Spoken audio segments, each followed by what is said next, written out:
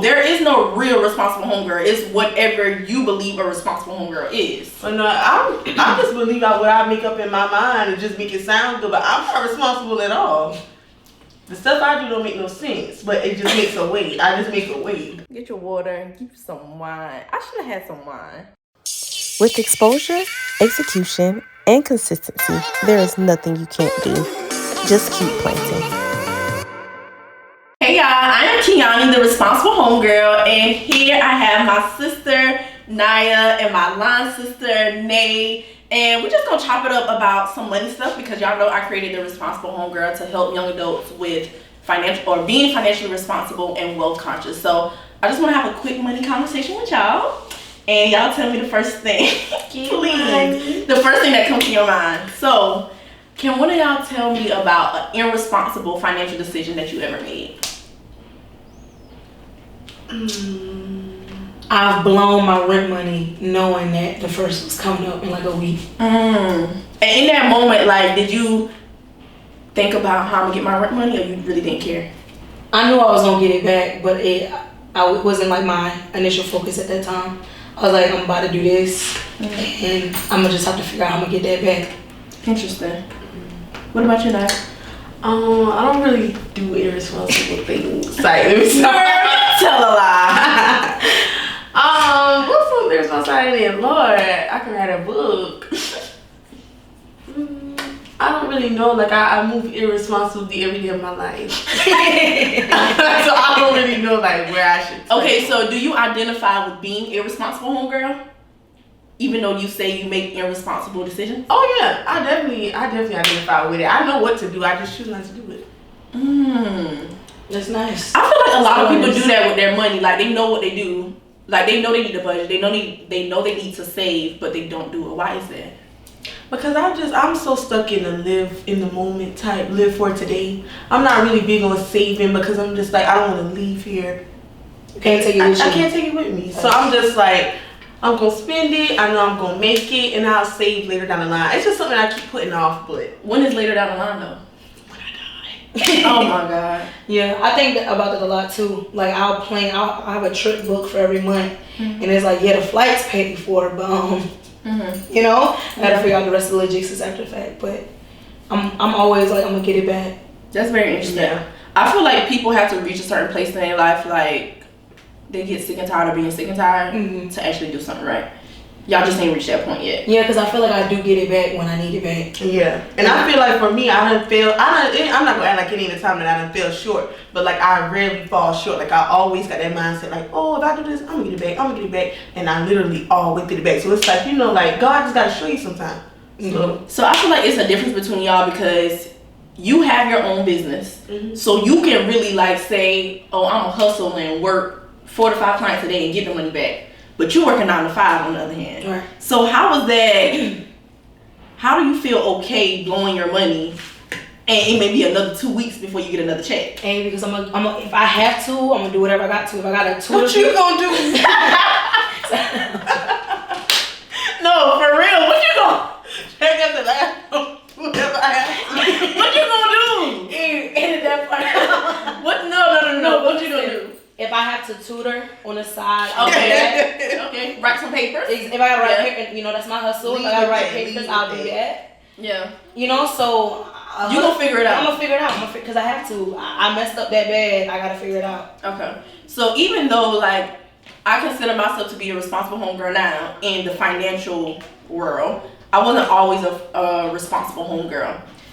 Would y'all consider yourselves to be financially responsible homegirls when it comes to money? With inflation going crazy right now, it is very important that you learn how to manage the money that you work so hard for and budget well. Make sure that you make your budget a part of your lifestyle. I know that sometimes budgeting, we can kind of have our own little feelings about budgeting, or we just simply don't do it, or we don't consistently do it. Well, lifestyle budgeting is going to tackle all of those mindsets, all of those things that are stopping you from developing a lifestyle of budgeting. If you want your personal finances to do something different, if you want them to look different, you have to do something different. And the basics is budgeting. Make sure you click the link down below and download the 2022 edition of Lifestyle Budgeting. Let's get right back into the podcast episode. No? Okay.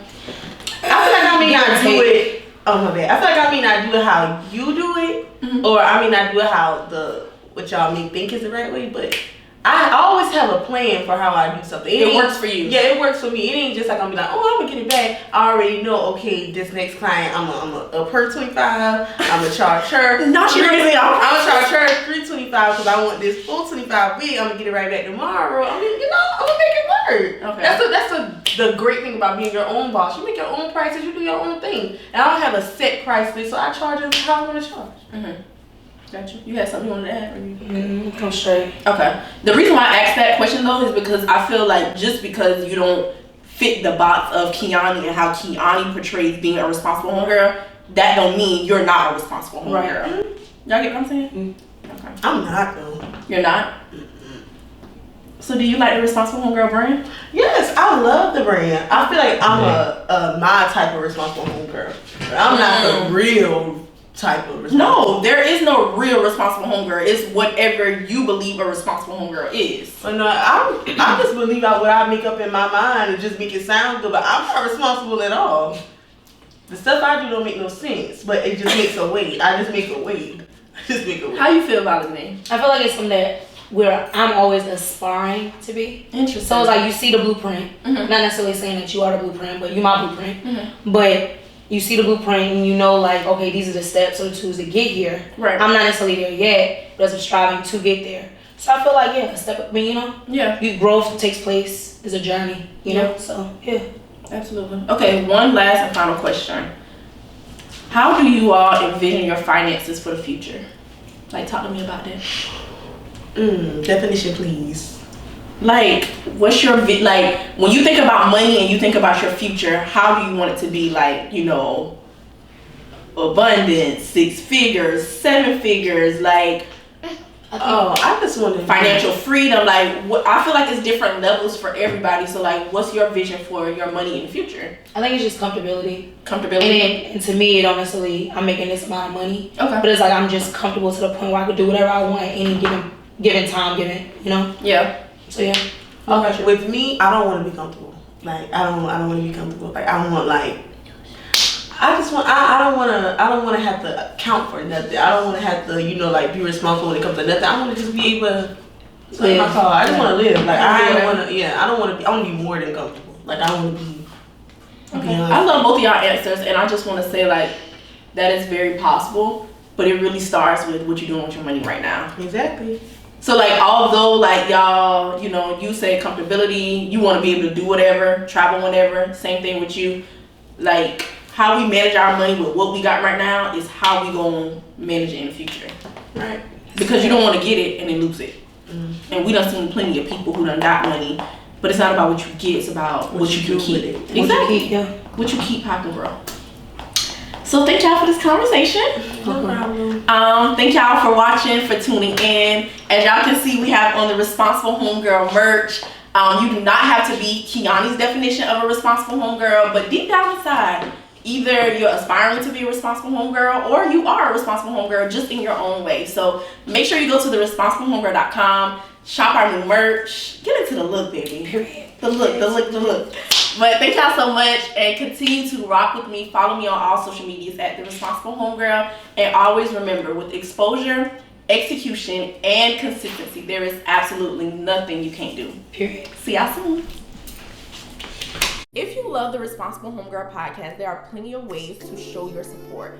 I have them also listed in the description box. 1, leave us a rating or review. 2, email me a review of the podcast so that I can share on social media.